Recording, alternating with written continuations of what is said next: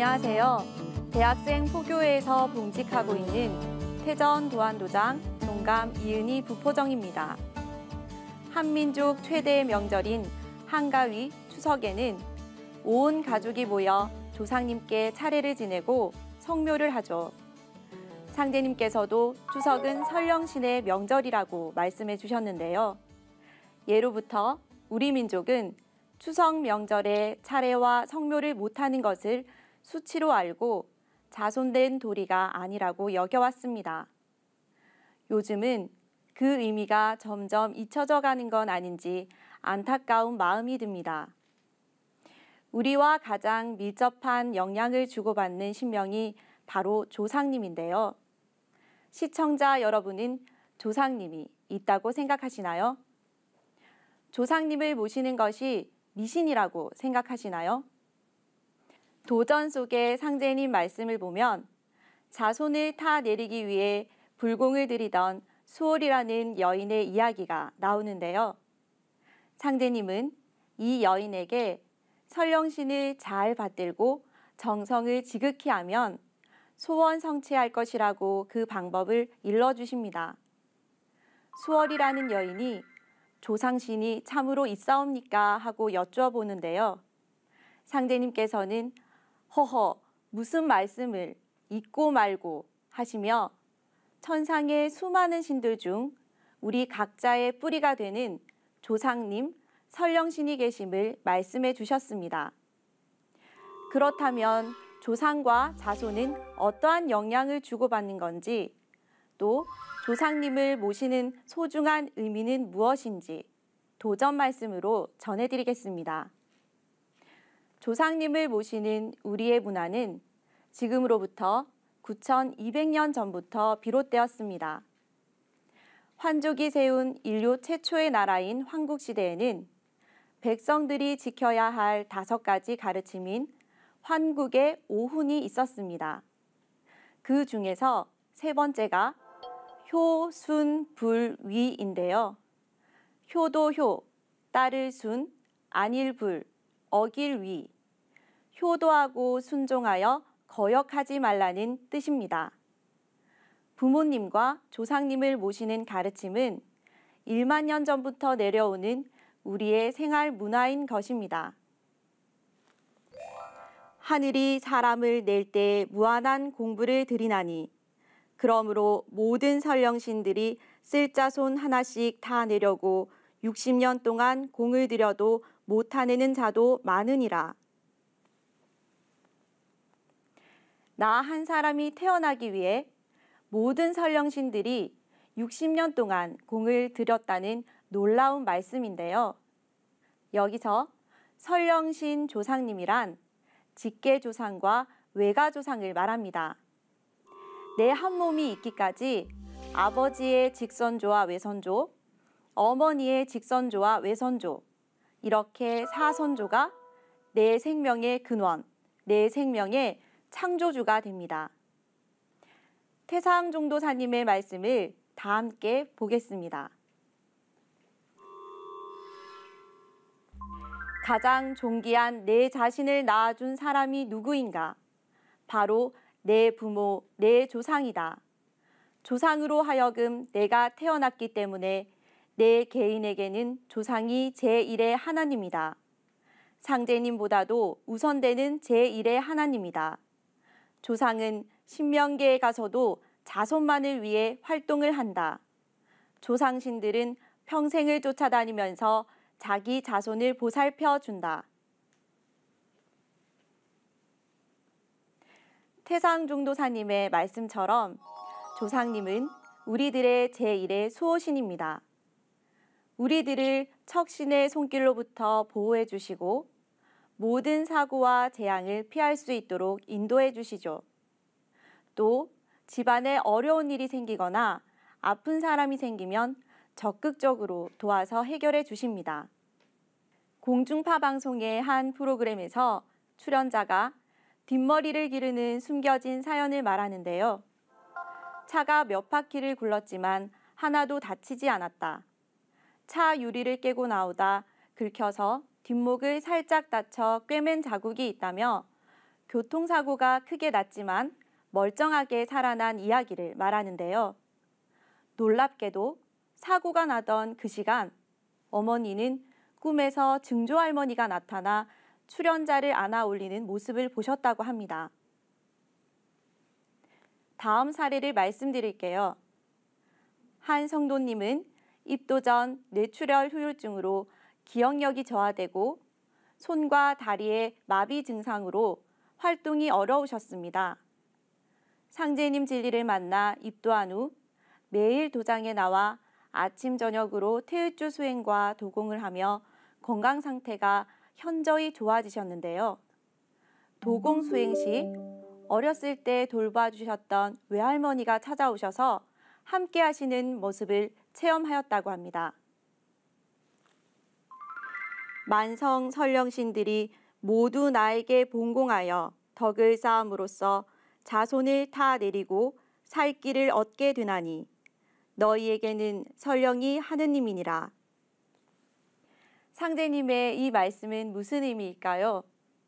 모든 자손들의 조상님들이 상제님을 받들고 덕을 쌓으신 은혜로 상제님 신앙을 잘하는 자손, 개벽기에 조상님과 함께 후천으로 넘어갈 자손을 타내린다는 말씀인데요. 우리가 가을 개벽기에 살 수 있도록 생명의 길을 활짝 열어주시는 분이 바로 조상님이시구나 하는 것을 깊이 느낄 수 있습니다. 설령의 음덕으로 나를 믿게 된다. 조상님의 음덕은 가을 개벽을 극복하여 천지의 열매 맺는 가장 중요한 덕목입니다. 음덕은 남모르게 베푸는 덕, 드러나지 않는 덕을 말하는데요.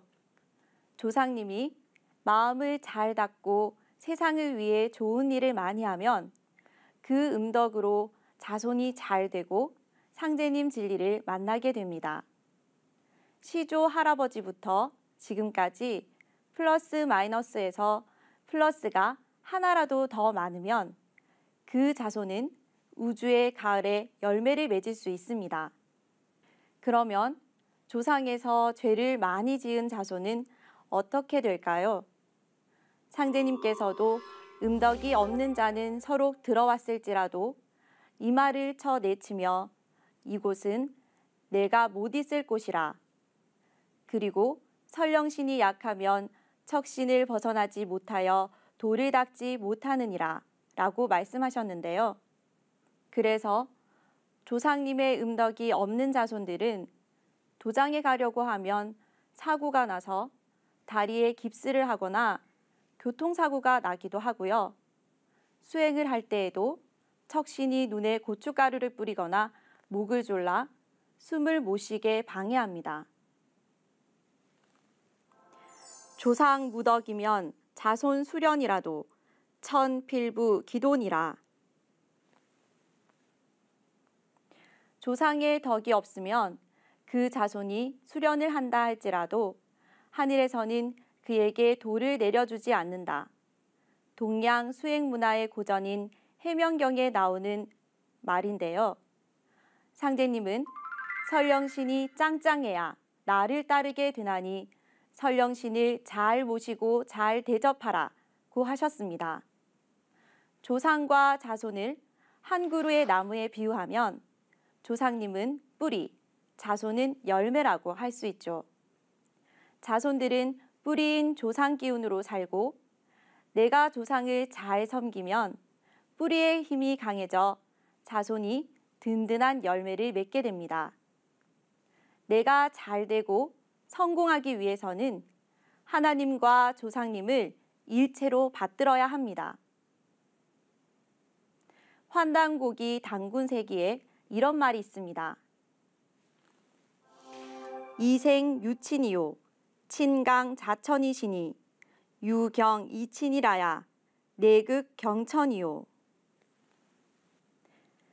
너를 낳으신 분은 부모요 부모는 하늘로부터 내려오셨으니 오직 너의 부모를 잘 공경하여야 능히 상제님을 경배할 수 있느니라. 조상을 섬기는 것이 얼마나 중요한지 도전 말씀을 읽어보겠습니다. 만성 선령신들이 모두 나에게 봉공하여 덕을 쌓음으로써 자손을 다 내리고 살 길을 얻게 되나니 너희에게는 설령이 하느님이니라. 너희는 설령을 찾은 연후에 나를 찾으라. 설령을 찾기 전에 나를 찾으면 욕급 설령이 되느니라. 사람들이 천지만 섬기면 살 줄 알지만은 먼저 저희 설령에게 잘 빌어야 하고 또 그 설령이 나에게 빌어야 비로소 살게 되느니라. 이제 모든 설령신들이 발동하여 그 선자 선손을 척신의 손에서 건져내어 새 운수의 길로 인도하려고 분주히 서두르나니 너희는 설령신의 음덕을 중히 여기라. 설령신은 그 자손줄을 타고 다시 태어나느니라. 무엇이든지 소원하는 바를 이루려면 천지에만 빌어도 안 되나니 먼저 조상에게 빌고 그 조상이 나에게 와서 빌어야 뜻을 이룬다고 하신 상제님 말씀이 참 놀랍지 않나요? 가을에 열매 맺는 근본 정신은 원시 반본입니다. 원시 반본은 시원의 근본, 뿌리자리로 돌아간다는 뜻으로 가을의 통일운동의 정신을 의미합니다. 결실, 추수하는 우주의 가을의 때를 맞이하여 천지 만물은 생명의 근원자리로 돌아가야 한다는 상제님 도의 근본 가르침이죠. 뿌리를 찾아서 뿌리 기운을 받고 뿌리와 하나가 되어야 열매를 맺을 수 있는데요. 우리는 자기 생명의 뿌리인 조상님과 국조이신 환인 환웅 당군을 잘 모시고 인류 문화를 있게 하신 진리의 뿌리이신 상제님을 잘 모셔야 합니다. 이를 가장 잘 실천하고 있는 곳이 바로 증산도입니다. 동방의 조선은 본래 신교의 종주국으로 상제님과 천지 신명을 함께 받들어 온 인류 제사 문화의 본고향이니라는 상제님의 말씀이 있습니다. 우리나라를 동방예의지국이라고 하죠. 예라는 한자를 보면 보일 시자와 풍성할 풍자가 합쳐져 있는데요. 풍은 신에게 바치기 위해 그릇 위에 제사 음식을 가득 담은 모양에서 나온 글자입니다. 결국 예양 문화는 천재 문화에서 비롯되었다는 것을 글자를 통해 알 수 있습니다. 한민족의 최초의 국가인 배달국의 유적지인 홍산 문화에서 천재 문화의 총묘단이 발굴되었는데요. 상제님 말씀 그대로 우리나라는 상제님과 천지 신명을 함께 받들어 온 인류 제사 문화의 본고향인 것입니다.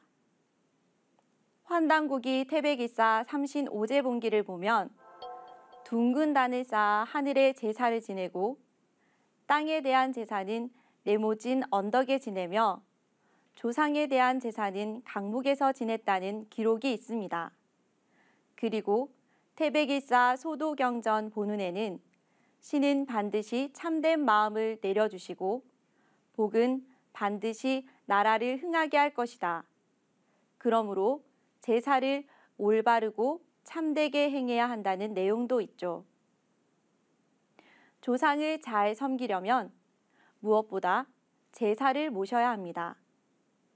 상제님께서는 조상은 아니 위하고 나를 위한다 함은 부당하나니 조상의 제사를 극진히 받들라.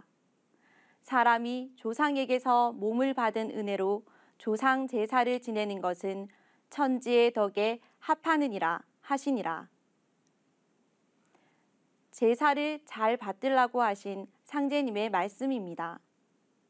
제사는 생명의 뿌리인 조상을 경배하고 그 은혜를 기리는 성스러운 의식입니다. 그러면 제사를 모시면 조상님이 오실까요? 서울 잠실도장의 한 도생님은 시아버지 49제를 집에서 올려드렸는데 기념으로 찍은 사진에서 시아버지의 모습이 나온 사례가 있었습니다. 당시 돌아가셨을 때 입으셨던 자주색 외투 모습으로 말이죠.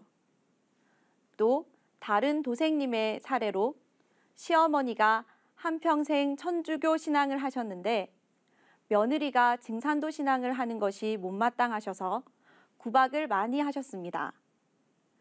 그런데 시어머니가 돌아가신 후에 애미야 배가 고프다, 밥 좀 다오 하시면서 며느리 꿈에 나타나신 거예요. 이처럼 사람은 죽으면 신명이 되고 천상에서 자손이 제사를 모시면 직접 조상님께서 오셔서 흠양하신다는 것을 알 수 있습니다. 실제로 이화여대 식품영양학과 박사님과 대학원생 6명이 2주간 실험을 10회한 결과 제사를 지낸 음식은 10번 모두 평균 60%에서 70%의 칼로리가 소멸되어 사라진 것이 확인되었습니다. 조상님을 섬기는 또 다른 방법으로는 천도식이 있습니다. 천도식은 조상의 원한을 풀어드리고 조상을 상제님의 대도 세계로 인도하는 거룩한 의식입니다.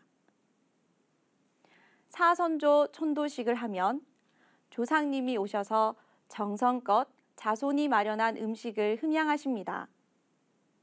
자손이 올린 패배옷을 입고 덩실덩실 춤을 추기도 하시고 또 자손과 함께 태읒주 주문을 읽으시는 것도 체험하게 됩니다.